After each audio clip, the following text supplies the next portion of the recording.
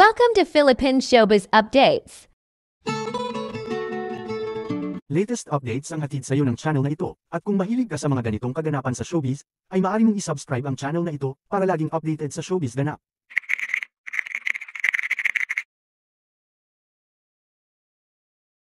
Kim Chiu, di nakatakas sa biroan ng kanyang mga kasamahan.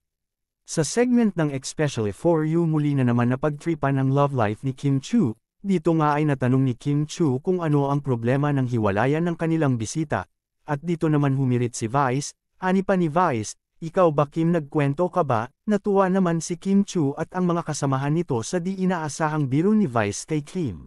Bakit ikaw Kim nagkwento ka ba? Charot!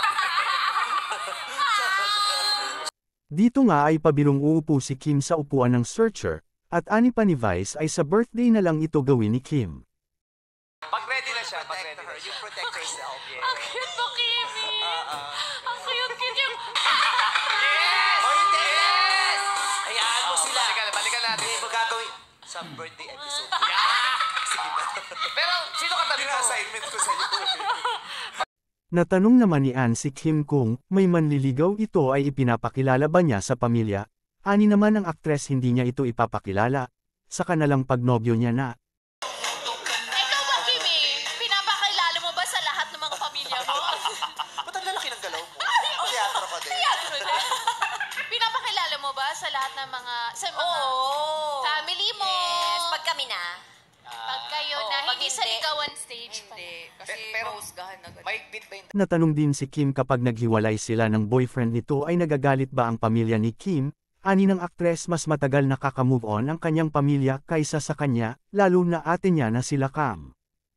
Samantala binati naman ni Kim ang kanyang mga kasamahan sa What's Wrong with Secretary Kim kabilang na si Paulo Lalot Lunes na maipapalabas ang kanilang Philippine adaptation What's Wrong with Secretary Kim.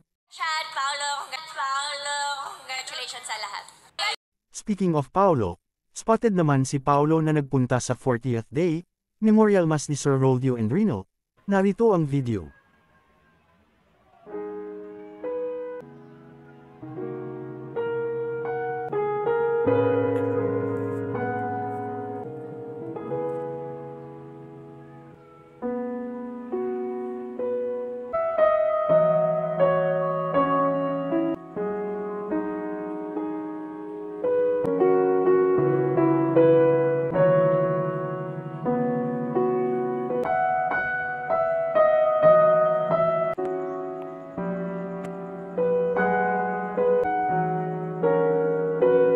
Don't forget to like, comment, and subscribe for more updates.